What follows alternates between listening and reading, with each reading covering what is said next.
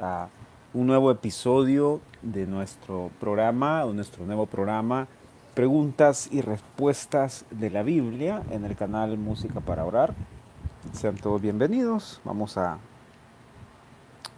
esperar ahora mismo quienes se conectan para poder compartir ya con todos ustedes esta noche.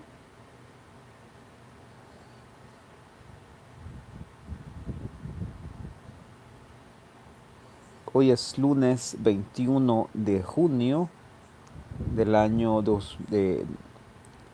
21 de junio del año 2021. Sean todos bienvenidos. ¿Cómo están? Vamos a activar por aquí la sección de los comentarios para poderlos ver. Cuéntenme cómo se encuentran, cómo están. Es un gusto verlos nuevamente aquí en este espacio que el Señor nos ha permitido tener. Preguntas y respuestas de la Biblia, episodio 2. Hace 15 días tuvimos el primer episodio y pudimos abordar algunas preguntas, tener algún tiempo y espacio para compartir. La idea es interactuar con ustedes, si el Señor lo permite, dentro de 15 días. Y el Señor nos da vida, vamos a continuar en nuestro tercer episodio, pero por ahora vamos a comenzar. Queridísimos hermanos, por favor, si me cuentan aquí en el chat, está activo el chat en vivo. Quiero pedirles que comenten, por favor, para saludarlos propiamente. Queremos saber de ustedes, quiero saludarlos si es posible por nombre. Así que cuéntenme, vamos a comenzar esta noche hermosa que el Señor nos ha dado, queridos hermanos. Vamos a empezar. Si alguien pues tiene sus primeras preguntas, pueden traerlas y vamos a tratar de abordar dichas preguntas con la ayuda del Señor. Todo según la palabra de Dios, todo va en la palabra de Dios. Así que les doy la bienvenida a este orar. Si no se han suscrito, les invito a que suscríbanse y activen las notificaciones para estar pendientes de nuevas transmisiones. Cada día, todas las noches, con la ayuda del Señor, transmitimos música instrumental cristiana para ustedes que puedan disfrutar en la noche, ¿verdad? De repente, para que puedan tener ahí un tiempo, un espacio, ¿verdad? Para que puedan orar, ¿verdad? Saludos desde Veracruz, dice, es la primera vez que veo el programa, nos dice por aquí, vamos a ver. Déjenme ver, se me fue ese comentario, pero ahorita lo veo por aquí. Nati González. Primera vez que veo su programa, bendiciones. Estimada Nati, bienvenida a este programa, a este espacio en nuestro canal Música para Orar. ¿Verdad? Vamos a comenzar y no nos han hecho llegar ninguna pregunta todavía, entonces vamos a dar un tiempo, un espacio, ¿verdad? Dice Dora Luz Martín, buenas noches, saludos desde Guadalajara. Qué bendición que nos pueden ver hasta Guadalajara. Un abrazo fuerte, que el Señor le bendiga. Este es un tiempo muy, muy especial que el Señor nos ha permitido estar aquí compartiendo con ustedes. Así es que gracias, cuéntenme por favor, me gustaría saber más de ustedes, de dónde se congregan, les gusta estudiar la Biblia, les gusta orar, cuánto tiempo dedican al estudio de la palabra de Dios. Son temas, creo yo, que es importante tocarlos porque lamentablemente, y digo lamentablemente, pero es una realidad, muchos creyentes no tienen el hábito de estudiar la Biblia.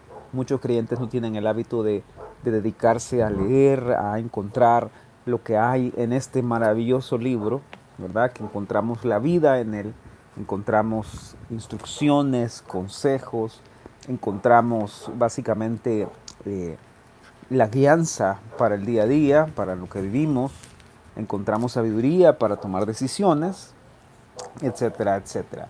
Y lamentablemente no todos los cristianos se dedican a estudiarla, a escudriñarla, a poder meditar en ella.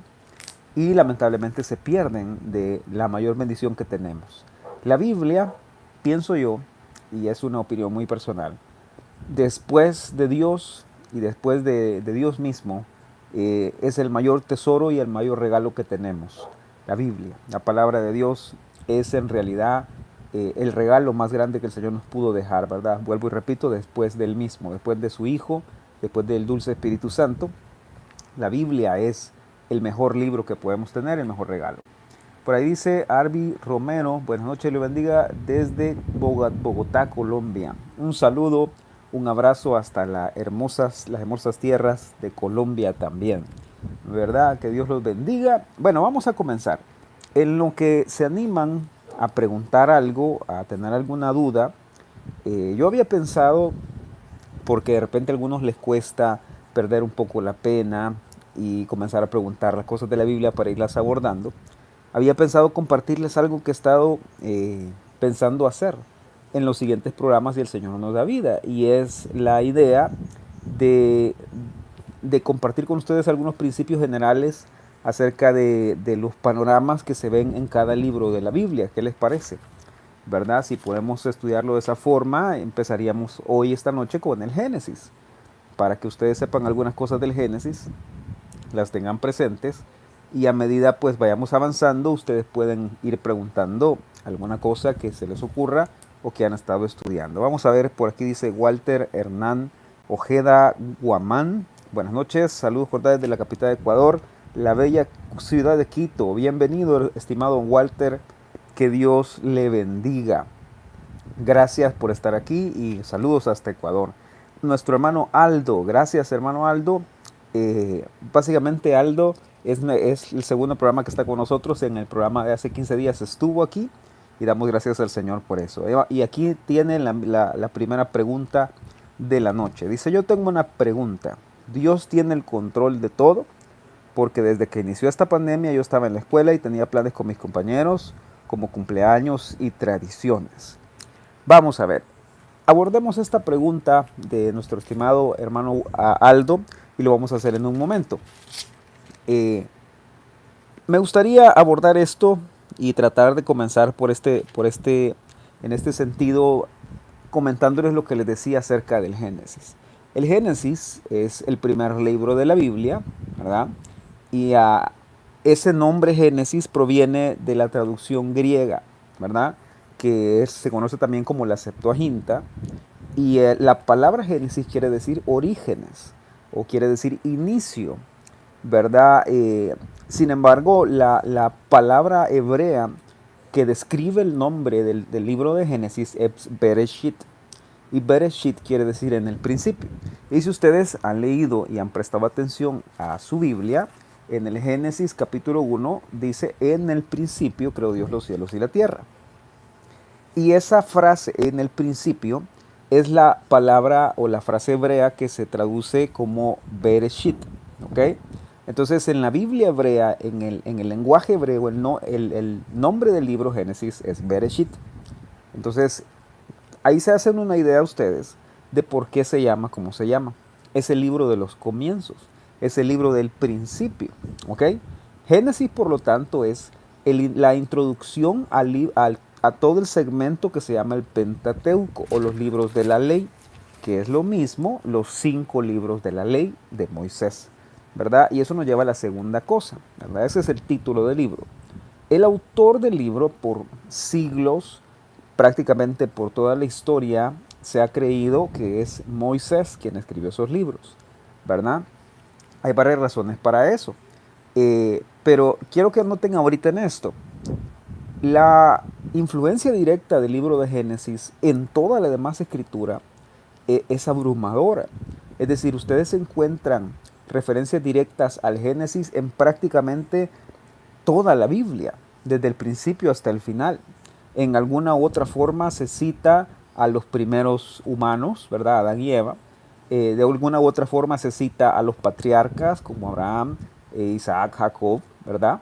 De alguna forma se cita a las 12 tribus o a los 12 patriarcas de las tribus que están descritos en el libro de Génesis, ¿verdad? Y en ambos lados, en el Nuevo Testamento y en el Antiguo Testamento, ustedes encuentran referencias directas al Génesis. Así de importante es este precioso libro de Génesis. ¿Ok? Entonces es el libro de los orígenes, es el libro del principio y su nombre significa en el principio en hebreo. ¿Ok? Y pues encontramos algunos datos interesantes, como por ejemplo la promesa de salvación se ofreció por primera vez en el libro de Génesis, en el libro de Génesis capítulo 3, versículo 15, cuando se le da la promesa a la mujer de que ella daría a luz, ¿verdad? Y que su simiente pelearía con la simiente de la serpiente. Esa es una promesa mesiánica, quiere decir una promesa que profetiza o anuncia la llegada de Mesías. Entonces, esa promesa es la primera que se da del evangelio de salvación que vendría eh, a los hombres a causa del pecado que ellos cometieron, por el cual fueron destituidos de la gloria de Dios, ¿verdad? Eso está en Génesis capítulo 3. Y si ustedes se dan cuenta, toda la historia comienza desde el Génesis con la historia del hombre cayendo, pecando, y básicamente avanza hasta Apocalipsis capítulo 22, donde termina la era perfecta en la cual el hombre, ¿verdad? O la creación de Dios es hecha de nuevo. Es creado todo un nuevo universo, ¿verdad? Ustedes lo han leído y todo lo demás. Entonces, básicamente todo lo que pasa desde Génesis hasta Apocalipsis es la historia de salvación. Es la historia de salvación. Vamos a ver, nuestro hermano Aldo dice, por eso pienso que tal vez, si es por un propósito, bueno, tal vez todo fue por línea y solo hicimos virtual, así que Dios lo permitió porque tiene algo Dios mejor para nosotros o por qué lo permitió. Hermano Aldo tiene una pregunta muy interesante, como comentaba hace un momento, la vamos a abordar en este momento. Y es el hecho de Dios tiene el control de todo y si alguien quiere participar, pueden hacerlo aquí en el chat. Pueden comentar y participar con nosotros, interactuar con nosotros. Cuéntenme y coméntenme, ¿ustedes piensan que Dios tiene el control de todo? Yo les hago la pregunta a ustedes para que interactuemos esta noche, ¿verdad?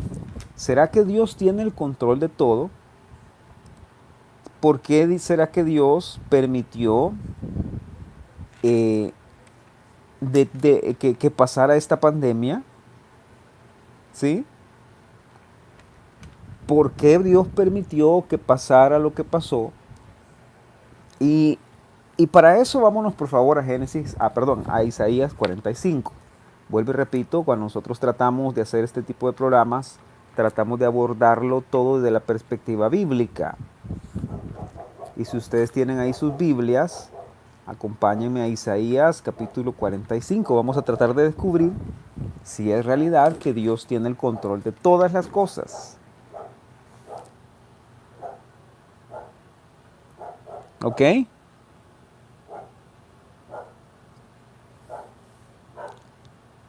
Muy bien. Dice, vamos a ver, leamos desde el versículo, déjenme ver, versículo 5, por ejemplo, Isaías 45, 5 dice, yo soy Jehová y ninguno más hay, no hay Dios fuera de mí.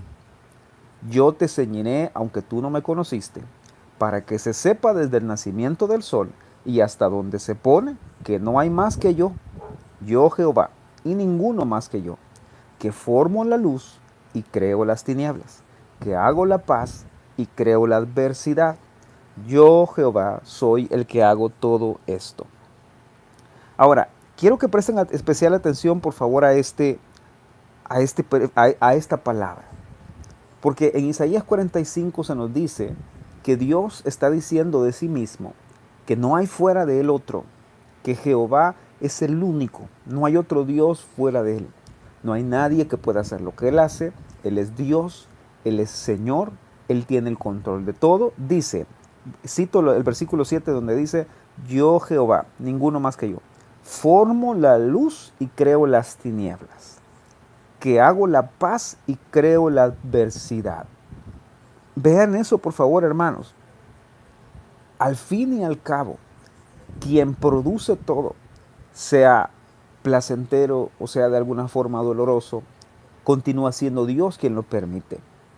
Este versículo es muy claro al hablarnos acerca de que no es que Dios produzca el mal moral como nosotros lo conocemos, ¿verdad? No es que Dios produzca el mal moral. Gracias, Salomón. Ahorita vamos a abordar esa pregunta. No es que Dios produzca el mal moral, porque el mal moral en realidad es ausencia de Dios, o es decir, o es darle la espalda a Dios. Voy a explicar eso en un momento, con la pregunta de Salomón.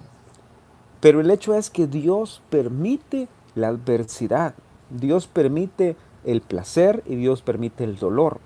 Dios permite la bendición y Dios permite de alguna forma la dificultad. Y este versículo que acaban de leer, con este versículo se los estoy comprobando. Jehová dice de sí mismo, yo creo la paz y creo la adversidad. Ahora, aquí la pregunta sería, ¿y entonces por qué Dios produce la adversidad? ¿O por qué Dios produce el dolor? ¿Por qué Dios permite que haya sufrimiento? La razón para esto, queridos hermanos, es la siguiente. Podemos conocer a Dios en ambos lados. De hecho, debemos conocer a Dios en ambos lados. Miren lo que les estoy respondiendo. Debemos conocer a Dios cuando todo va bien y debemos conocer a Dios cuando todo va mal.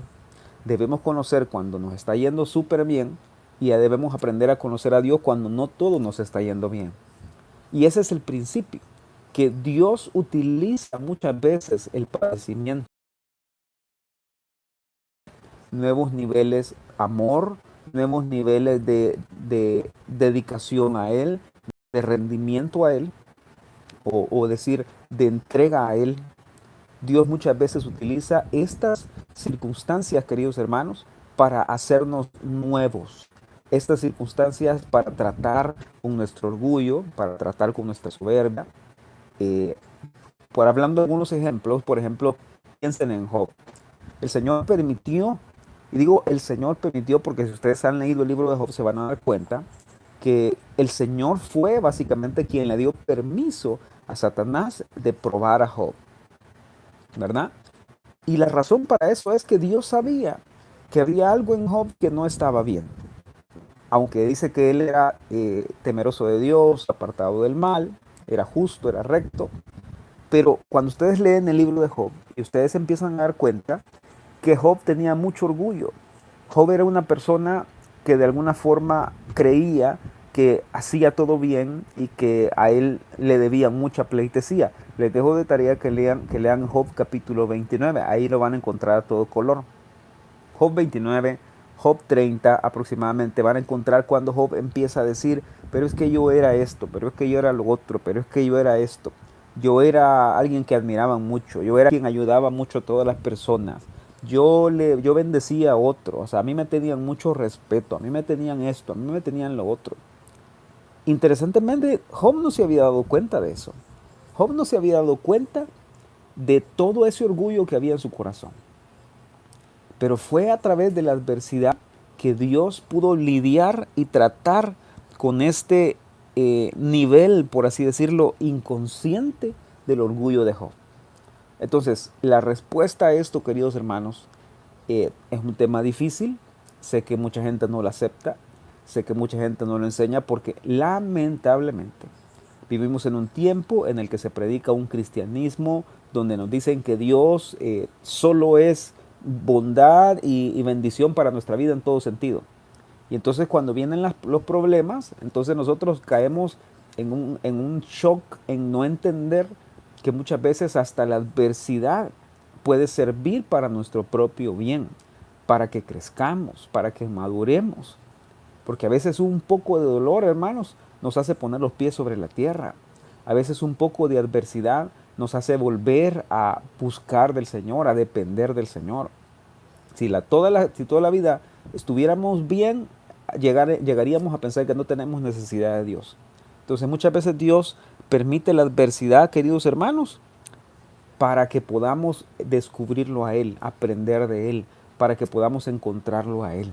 Muchas veces Dios permite que la adversidad llegue a nuestra vida para que encontremos en Él un refugio, para que encontremos en Él un escondite, para que encontremos en Él la posibilidad de tener un Padre amoroso que nos cuida, que a pesar de la tormenta, Él está ahí para nosotros.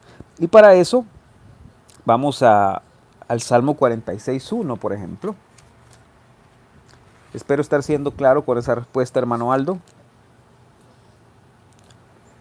Y quiero que sepan que Dios permite y que Dios produce situaciones difíciles, situaciones adversas, produce situaciones de bendición, de prosperidad en nuestra vida, Permite muchas veces que las cosas no salgan como nosotros pensamos, para que en medio de esas circunstancias nosotros aprendamos a confiar en Él, aprendamos a desarrollar nuestra dependencia de Él. ¿De acuerdo? Vean lo que dice el Salmo 46.1. Al músico principal de los hijos de Coré, Salmo de Alamot. Dios es nuestro amparo y fortaleza, nuestro pronto auxilio en las tribulaciones. En pocas palabras, si no hubieran tribulaciones, si no hubieran adversidades, nunca podríamos encontrar nuestro pronto auxilio en el Señor. ¿Verdad?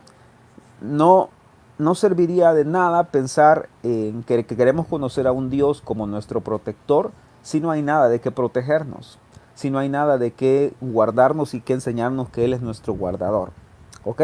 Entonces, querido Aldo, esa pregunta que nos comentó, ¿verdad? ¿Tiene Dios el control de todo? Sí, Dios tiene el control de todo. Él es quien permite las circunstancias difíciles, dolorosas, que nos gustan o que no nos gusten, porque Él tiene el control y lo que está buscando en nosotros es ir a lo más profundo del corazón, sacar de ahí los temores, sacar de ahí los miedos, sacar de ahí la incertidumbre, las dudas que hay en nuestro corazón.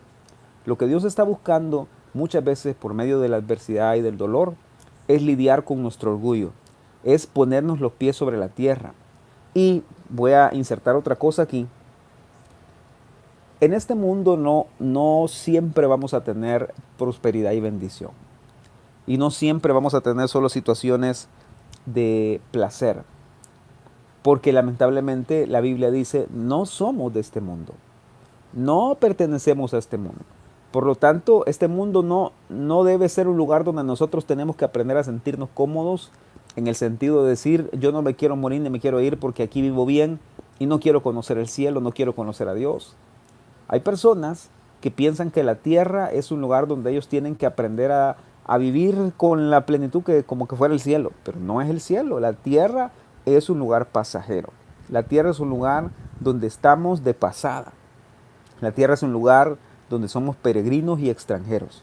Por lo tanto, muchas veces Dios permite la adversidad en la tierra para que no nos acostumbremos a vivir en esta tierra, porque nuestra ciudadanía, nuestra morada no es en esta tierra, es en el cielo.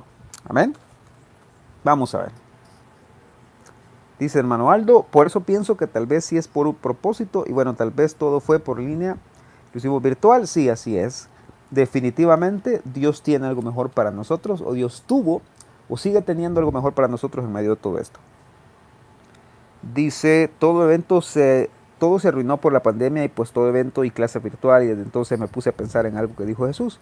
Lo que yo hago no lo entienden ahora como lo comprenderán después. Correcto.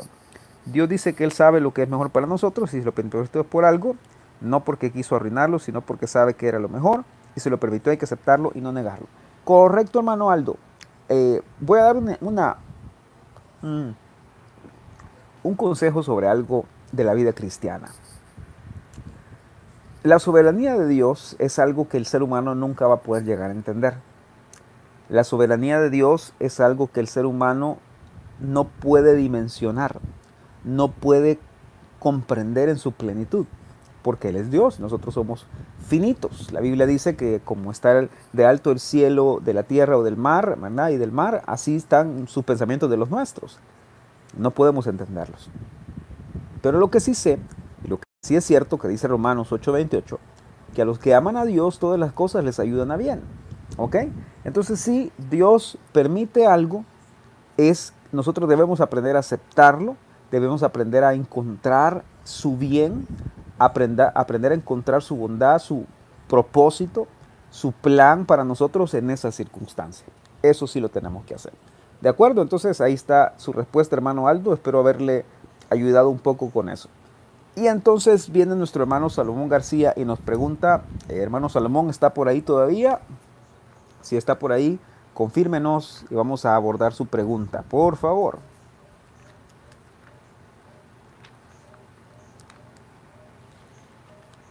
Pregunta, ¿dónde se originó el primer pecado? Perfecto. Para eso tenemos que irnos a Ezequiel capítulo 28. Para abordar la pregunta de nuestro hermano Salomón tenemos que irnos a Ezequiel capítulo 28. Y hay un pasaje paralelo a Ezequiel capítulo 28 que es Isaías capítulo 14. Estimado hermano Salomón. Ezequiel capítulo 28 e Isaías capítulo 14.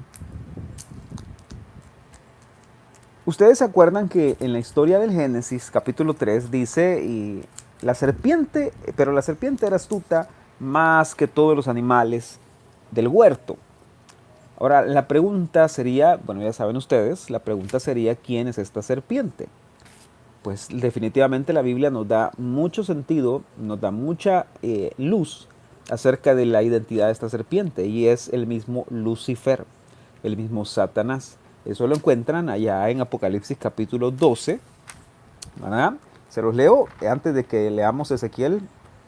Vean lo que dice, por favor, Apocalipsis 12. Ahorita se los leo.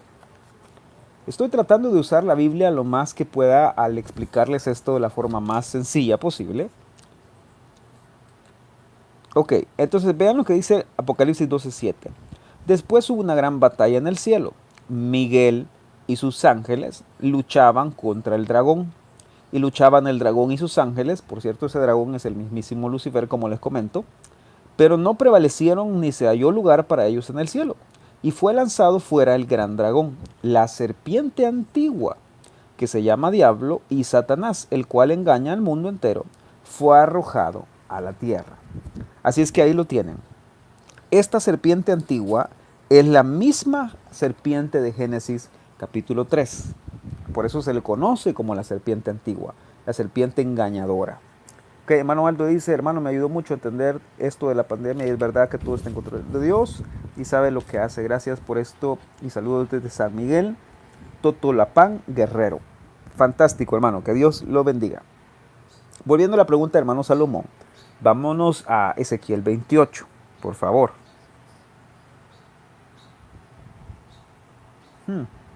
Este es un pasaje precioso. Si pueden marcarlo en su Biblia, háganlo. Ezequiel del capítulo 28, del versículo 12, déjenme ver, hasta el 19.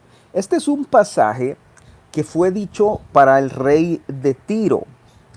Esta fue una región, ¿verdad?, que está al norte de Israel y fue conocida por básicamente ser un lugar de muchas mercancías, un lugar de mucho comercio, naturalmente hablando. Pero esta profecía específicamente está hablando más que de un hombre, está hablando más que de un hombre natural, está hablando acerca de Lucifer. ¿Cómo sé eso? Ahorita se lo voy a explicar. Dice el versículo 12, hijo de hombre, levanta endechas sobre el rey de Tiro y dile, así ha dicho Jehová el Señor, tú eras el sello de la perfección, lleno de sabiduría y acabado de hermosura. En Edén, en el huerto de Dios estuviste. De toda piedra preciosa era tu vestidura, de cornerina, topacio, jaspe, crisólito, berilo, ónice, de zafiro, de carbunclo, esmeralda y oro. Los primores de tus tamboriles y flautas estuvieron preparados para ti en el día de tu creación. Ahora, hay un principio bíblico, queridos hermanos, que ustedes deben entender. La Biblia está llena de secretos, está llena de misterios, está llena de tesoros escondidos. Pero la Biblia, de un lado, del otro lado también, la Biblia es un libro que se puede entender o que tiene un mensaje claro y sencillo para todos. Y cuando uno lee esto, básicamente de corrido o de una forma narrativa, se da cuenta que no está hablando de un hombre normal. Para empezar, porque según sabemos nosotros, el rey de Tiro, al que se le menciona aquí, no estuvo en Edén. No estuvo en el Edén. Dice que estuvo en el huerto de Dios. Y el rey de Tiro no estuvo en el huerto de Dios. Quienes estuvieron en el huerto de Dios fue Adán, Eva y la serpiente y los demás animales o lo que estaba ahí. Entonces no puede estar hablando de un rey natural, un rey normal aquí.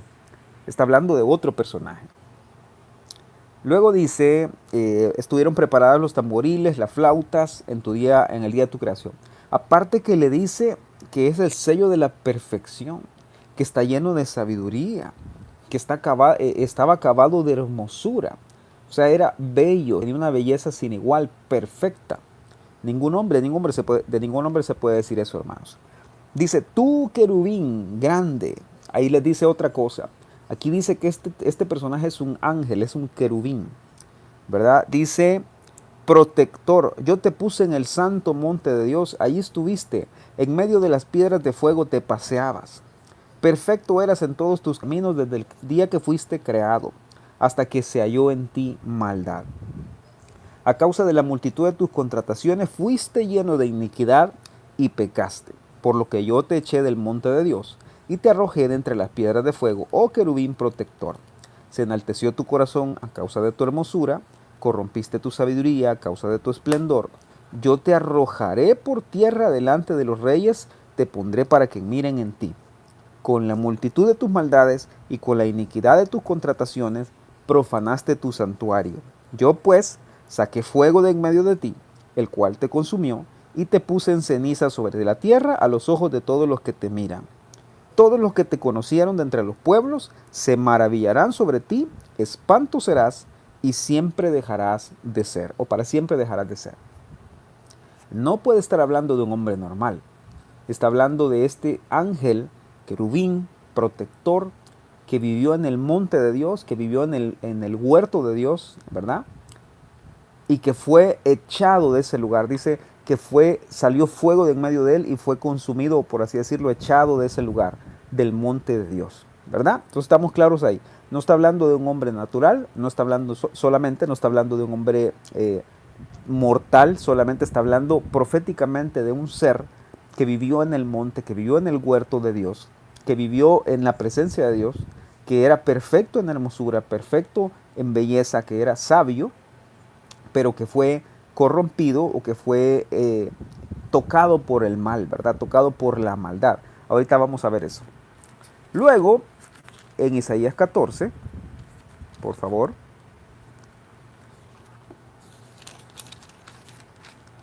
Isaías capítulo 14. ¿Vamos bien, queridos hermanos?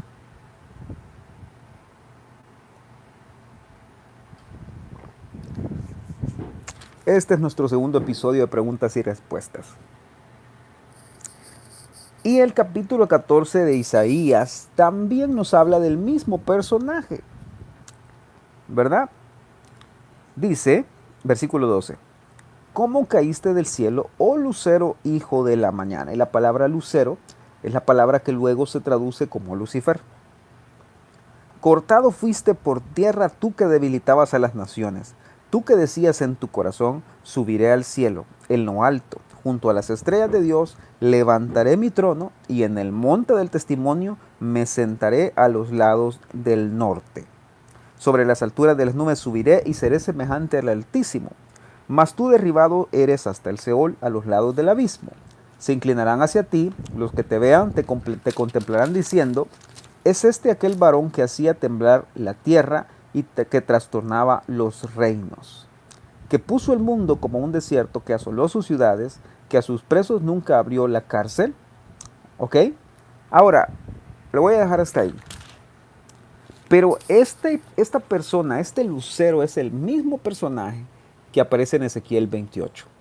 ¿Se acuerdan que Jesús dijo, yo veía a Lucifer, yo veía a Satanás caer como rayo, como relámpago, ¿verdad?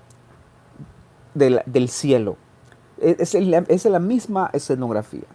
Entonces, ¿a dónde se originó el primer pecado? El primer pecado, querido hermano, o el origen del pecado, tuvo su lugar en el corazón de Lucifer. Él fue quien engendró el pecado, por así decirlo. Él fue quien engendró esa naturaleza de maldad corrupta a causa del orgullo, a causa de la vanidad, a causa de que él no adoró a Dios como tenía que hacerlo. Su corazón se enalteció. La Biblia dice en Ezequiel 28 que fue a causa de la multitud de sus contrataciones. Y la palabra contrataciones, interesantemente, en hebreo quiere decir mercancías. Entonces, en ese sentido, tenemos que entender que lo que Lucifer hacía en el cielo, por así decirlo, era el encargado de muchos aspectos, era el encargado de muchas funciones, tenía muchos privilegios, muchos dones que eran sus mercancías. o era con lo que él trabajaba todos los días. A causa de la multitud de dones, de privilegios, fue que su corazón se enalteció. Y que su corazón se enalteciera significa que se llenó de orgullo. ¿Ok? Al llenarse de orgullo, le dio lugar al primer pecado, por así decirlo, o al origen del pecado, que es: yo soy más que Dios, o yo puedo ser igual a Dios o más que Dios. Ese es, al fin y al cabo, el problema del orgullo. El problema del orgullo y la soberbia, queridos hermanos, es ese precisamente. Es que el orgullo hace que la persona sienta que no necesita a Dios, sienta que no depende de Dios y sienta que puede hacer todo sin Dios. Eso fue lo que le pasó a Lucifer. Y el hecho de que le pasara a Lucifer fue lo que él vino a ofrecerle después al hombre y la mujer. Piénsenlo. Solo piensen lo que les estoy diciendo. Él vino a hacerle el mismo ofrecimiento a la mujer y al hombre. En el caso de la mujer primero, ¿verdad? Tú puedes comer del árbol de la vida, del árbol del conocimiento del bien y del mal, perdón, y no te va a pasar nada. Tú no necesitas a Dios, tú puedes ser Dios, le dijo Lucifer. Ustedes saben lo que les estoy hablando, ¿verdad? Eso fue lo que le dijo Lucifer. Dios sabe que si tú comes de ese árbol, tú vas a ser igual a Él. ¿Lo ven? Es el mismo ofrecimiento. Es la mismísima oferta que Él tuvo en su corazón. Llegar a ser como Dios, llegar a ser Dios, semejante a Dios y no necesitar de nadie más. Esa fue la misma independencia que le ofreció al hombre y a la mujer. Coman de ese árbol, no va a pasar nada. No van a morir, como Dios dijo en un capítulo atrás en Génesis 2. Con que Dios os ha dicho, o sea, le preguntó en pocas palabras: así que Dios te ha dicho que que vas a morir, pues yo te digo que no, ¿verdad? Lo que Dios te ha dicho es una mentira, es un engaño. Si tú comes no te va a pasar nada. Lo que te va a pasar es que vas a poder abrir tus ojos y vas a conocer las cosas como Dios. Vas a ser Dios, en pocas palabras. Y ahí fue donde la mujer tomó el fruto y entonces comió el fruto y el resto es historia, ¿verdad? El hombre cayó en pecado, sus ojos fueron abiertos y empezó a morir. Así es que ahí lo tienen, hermano Salomón. Esa es la respuesta que yo veo en la palabra de Dios al origen del pecado. El origen del pecado tuvo su lugar en el corazón de Lucifer, cuando él se llenó de vanidad, de orgullo, soberbia, al decir: yo no necesito a Dios, yo quiero ser como Dios, quiero ser semejante a Dios, quiero tomar el trono de Dios. Y entonces lo quitó de su corazón, mató la verdad en su corazón, mató eh, la, el respeto, la reverencia que debía tener a Dios. Y entonces dio como resultado el origen del pecado. Luego ese pecado lo ofreció el hombre y la mujer lo tomaron y entonces vino esa naturaleza carnal corrupta que está descrita en Romanos capítulo 7, ¿verdad? En Marcos capítulo 7, versículo 21 al 23. También está descrita la naturaleza del hombre, también en Gálatas capítulo 5. Ahí están las obras de la carne, que son el resultado del accionar de nuestra carne, del accionar de este cuerpo de pecado que tenemos. ¿De acuerdo? Muy bien, entonces espero haberme dado a entender, hermano Salomón. Por favor, si está por ahí, coméntenme. ¿Eso le ayuda en algo, hermano? Bueno, ¿alguien más, queridos hermanos? ¿Más preguntas? ¿Qué les parece? ¿Estamos aprendiendo algo, hermanos?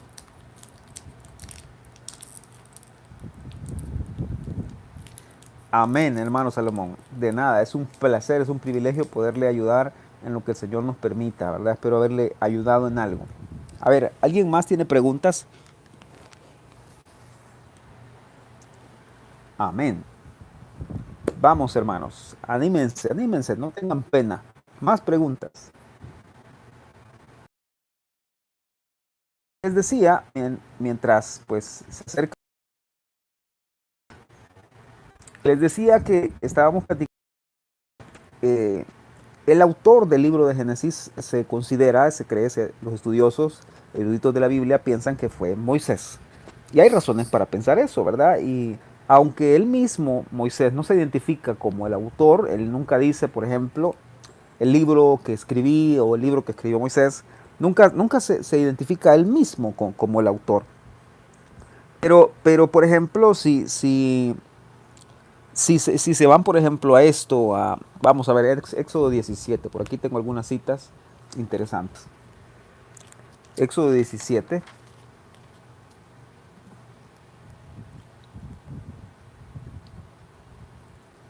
Aquí es donde la gente, por eso la gente interpreta que el Pentateuco fue escrito por Moisés. Por ejemplo, dice en el 17:14, el Señor le habla a Moisés y le dice, Jehová dijo a Moisés, escribe esto para memoria en un libro. Y di a Josué que raeré del todo la memoria de Amalek de debajo del cielo. Entonces, este pasaje y otros pasajes que los pueden encontrar, por ejemplo, en Números 33:2, si lo quieren apuntar, ¿verdad? En Josué capítulo 8, versículo 31, identifican pues básicamente a Moisés como el autor del Génesis. En el Nuevo Testamento también hay unas citas interesantes, por ejemplo en Mateo capítulo 8.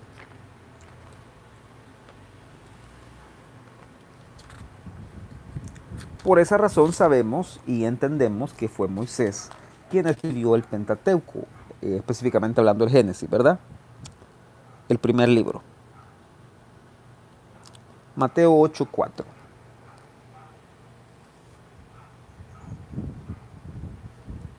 Este es Jesús hablando.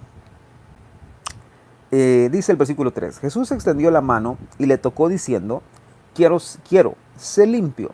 Y al instante su lepra desapareció. Jesús estaba sanando a un leproso, ¿verdad? Y cuando lo tocó y le dijo, yo quiero que seas limpio, sé sano, sé limpio. Entonces, básicamente, al instante fue sanado. Luego dice el versículo 4, entonces Jesús le dijo, mira, no le digas a nadie, sino ve, muéstrate al sacerdote y presenta la ofrenda que ordenó Moisés para testimonio a ellos. Ese es, en pocas palabras, Jesús reconociendo que el autor de la ley, por así decirlo, era Dios, pero que le había sido dada a Moisés, que Moisés había registrado todas estas leyes, todas estas ordenanzas, ¿verdad?, que encontramos en el Antiguo Testamento, en el Pentateuco. Entonces, así es como podemos ir determinando quién es el autor del Pentateuco, en este caso Moisés. Les doy otras citas más si las quieren apuntar. Marcos 12:26. Lucas 16:29. Tienen también, por ejemplo, Juan capítulo 5, versículo 46. Etcétera, etcétera. Hay algunas más por ahí, pero creo que son suficientes, ¿verdad? Y pues otra cosa más es que ningún argumento muy válido ha sido presentado para decir que otro autor es el autor del Pentateuco más que Moisés. Básicamente las citas que les he dado más otras más que están por ahí nos dicen o nos enseñan que Moisés fue el autor del Pentateuco, no nadie más. No hay otra persona, podría decirse, más calificada que Moisés para escribir todo el Pentateuco. Es un libro, es una sección preciosa de la Biblia. Muy bien, por aquí nuestra hermana Alba Luz dice, tengo una pregunta. Adelante, hermana, cuéntenos. Suscríbanse al canal, por favor. Si no lo han hecho ahorita mismo, háganlo, no pierdan la oportunidad. Suscríbanse al canal y regálenos un like en esta transmisión, eso nos ayuda mucho. Cuando se suscriban al canal, activen las notificaciones para que puedan recibir las notificaciones de cuando vamos a comenzar una nueva transmisión. Suscríbanse ahorita, por favor. Muy bien, estamos esperando la pregunta de nuestra hermana Alba. Casi se nos va haciendo el tiempo para terminar el programa, pero vamos a esperar esta pregunta.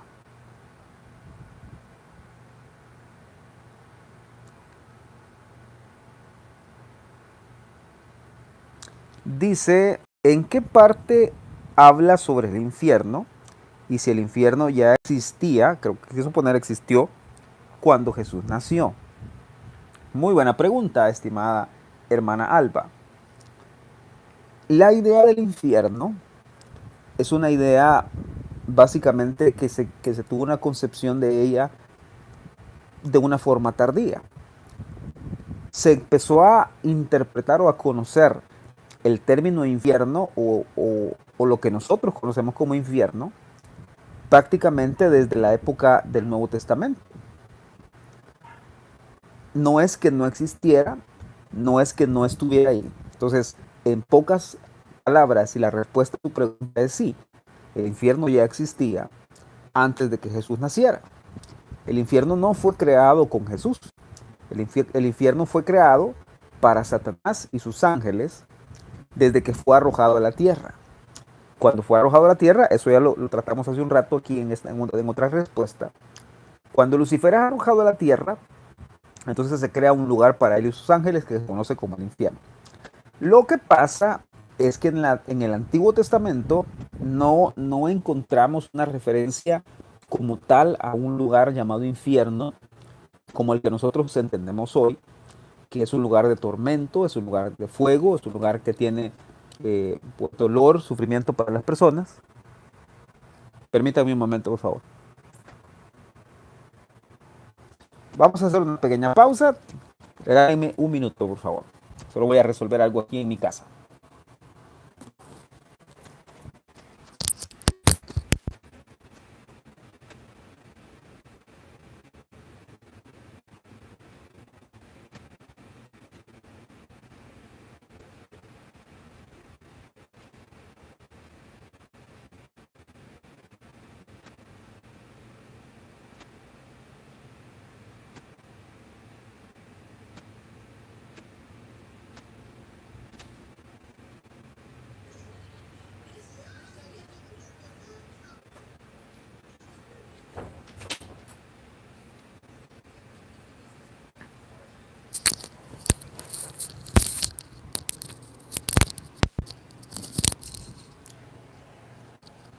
Disculpen, hermanos queridos, las disculpas del caso. Esas cosas pasan cuando estamos en vivo.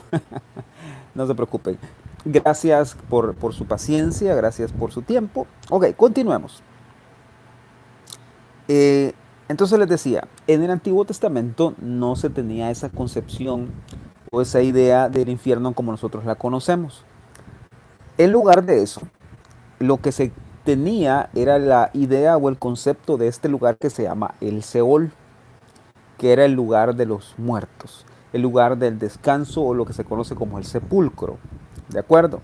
Entonces, hay algunos pasajes que nos llevan por ese recorrido de este lugar de muerte, ¿verdad? Donde las personas iban a dormir con sus padres, dice en otra versión.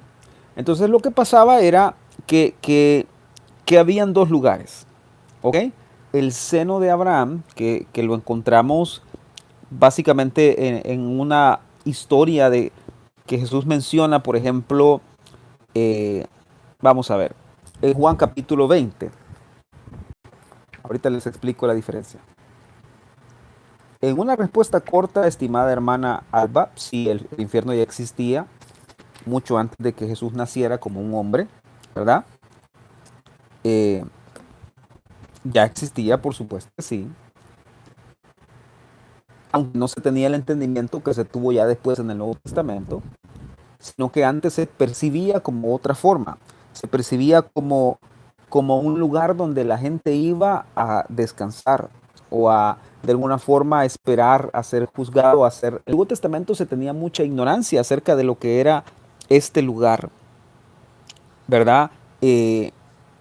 Por ejemplo, vean lo que dice el capítulo 20, versículo 17. Jesús le dijo, no me toques porque aún no he subido a mi Padre, mas ve a mis hermanos y diles, subo a mi Padre y a vuestro Padre, a mi Dios y a vuestro Dios. Desde la muerte de Jesús, física, ¿verdad? Hasta su resurrección, pasaron 3 días y 3 noches. Entonces, se entiende, según los estudiosos, que en ese lapso de tiempo, en ese periodo de tiempo, Jesús descendió a los abismos o descendió a los infiernos, al infierno, a ese lugar que se llamaba el Seol, ¿verdad? Que se llamaba el sepulcro, ¿verdad? El sepulcro no solamente era el lugar donde enterraban a la persona, sino que entendían los judíos, los hebreos tenían una concepción muy completa o muy compleja de lo que era el alma de la persona, el espíritu de la persona. Entonces, a la persona morir, su alma y su espíritu iban a este lugar llamado sepulcro Seol, ¿verdad? Entonces entendían esto, que por ejemplo, eso nos lo enseña Lucas, a ver, Lucas 16. Entonces, cuando Jesús muere, su alma, su espíritu, ¿verdad? Su cuerpo muere, su cuerpo es puesto en el sepulcro, ¿verdad? Su espíritu regresa con el Padre y su alma, por así decirlo, va y desciende a estos lugares, a este Seol, a este sepulcro, a este abismo, a este infierno, ¿verdad? Vean lo que dice el capítulo 16 de Lucas. Vamos a leer esto, aquí lo van a ver claramente. Había un hombre rico que se vestía de púrpura y de lino, y hacía cada día banquete con esplendidez. Había también un mendigo llamado Lázaro, este no es el mismo Lázaro amigo de Jesús, este es otro Lázaro, que estaba echado a la puerta de aquel, lleno de llagas, y ansiaba saciarse de las migajas que caían de la mesa del rico, y aun los perros venían y le lamían las llagas. Aconteció que murió el mendigo, y fue llevado por los ángeles al seno de Abraham, y murió también el rico, y fue sepultado. ¿Ok? A ver, permítanme un momento, disculpen la interrupción, pero necesito recibir algo en mi casa.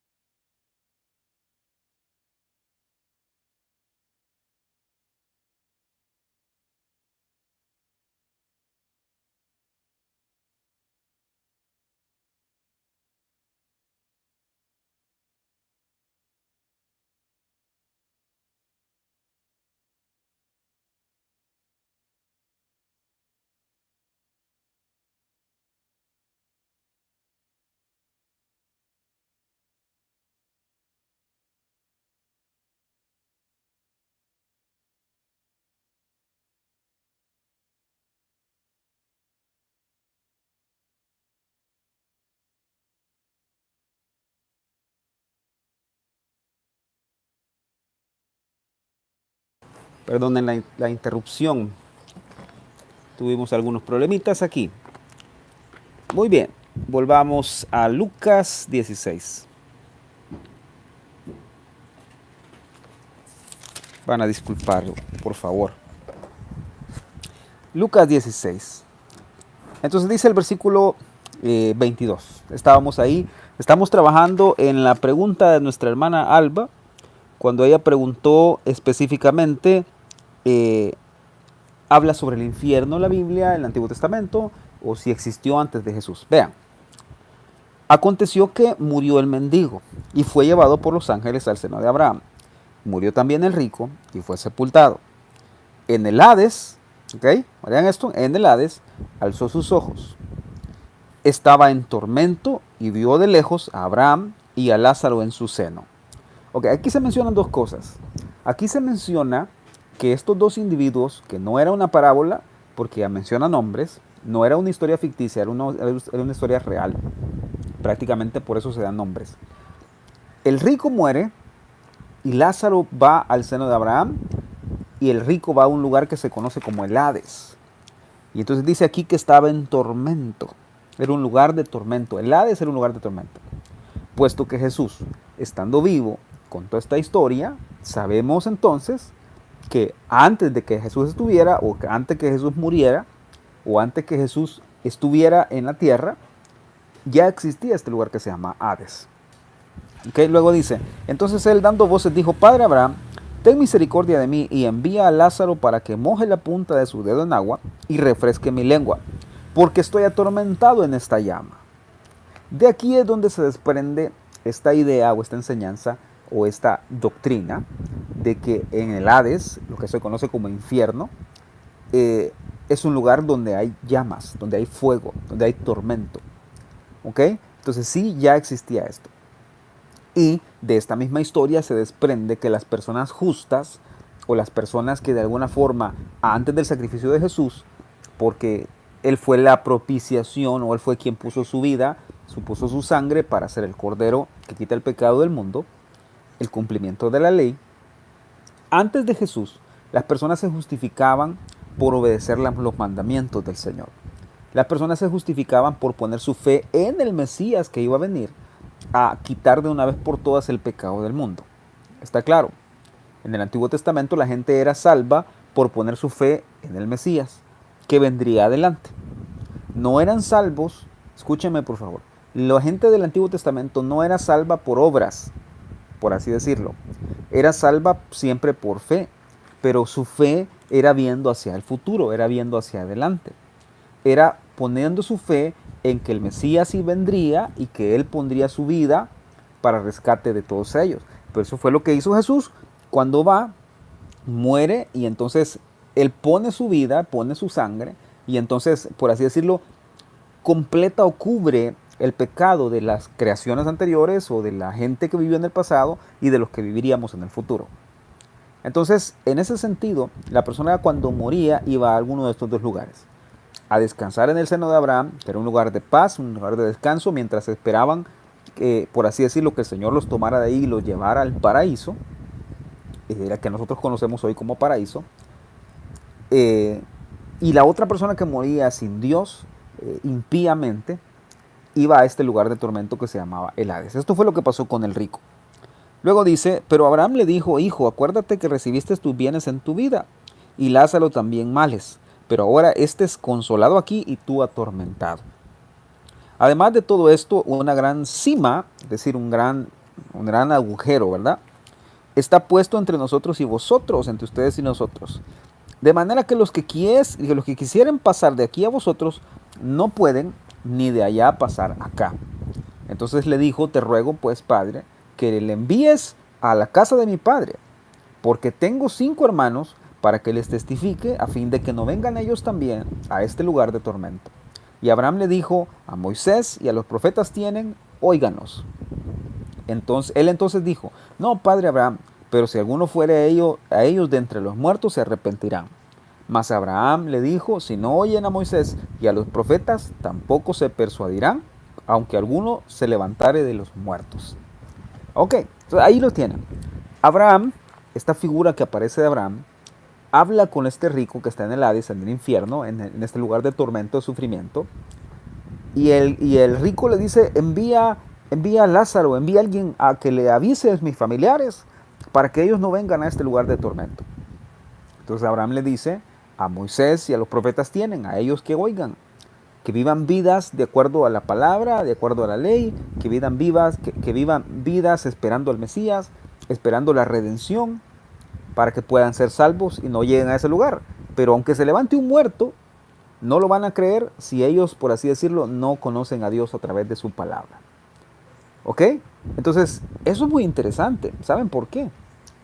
Porque la gente piensa que enseñando algo fantástico, enseñando algo milagroso, muchas veces pensamos que la gente así va a creer en Dios. Y puede pasar. Pero lo que esta lección nos enseña es que la gente puede estar viendo a un muerto levantarse. Pero si ellos no tienen el anhelo y el deseo en su corazón de conocer realmente a Dios por medio de su palabra, aunque se levanten 100 muertos, aunque vean 100 milagros, no van a creer, no van a poder rendir sus vidas, porque el rendimiento, porque este acto de rendirse no consiste en ser convencidos por alguna cosa que veamos, consiste en tomar una decisión personal de decir yo quiero conocer a Dios. Eso es lo que estaba pasando con esta gente. Entonces ahí lo tiene, estimada hermana Alba y los demás que han estado aquí. Perdonen la interrupción, pero esa es la respuesta. Infierno sí ya había, desde antes que Jesús naciera en este mundo, que viniera a este mundo, estaba ahí puesto en un lugar de tormento donde la gente siempre ha ido a, por así decirlo, a pagar, ¿verdad? Su mal, su impiedad, su vida sin Dios. Siempre ha existido. Entonces, antes se le conocía de otra forma. Le llamaban Hades, le llamaban Seol, ¿verdad? Aunque también Seol se llamaba el sepulcro donde iba la persona. Vuelvo y repito, en el Antiguo Testamento había mucho desconocimiento de todo eso. Había mucha ignorancia respecto a eso. Había mucho aspecto oscuro, no lo entendían, no lo podían entender bien hasta que vino Jesús y Él empezó a explicar cómo era que funcionaba todo eso. Bendito sea Dios por el Señor Jesucristo que siempre nos termina iluminando y dando entendimiento, ¿verdad? Que había sido escondido por mucho tiempo, muchos años, antes de que Él viniera a la tierra a enseñarnos. ¿Ok? Entonces ahí lo tienen. Otro dato interesante que les voy a dar es que la definición de infierno como tal, la gente piensa que la gente que va al infierno, uno piensa, se lo merece que vaya a ese lugar. Pero piensen en esto. Dios no desea que nadie vaya al infierno.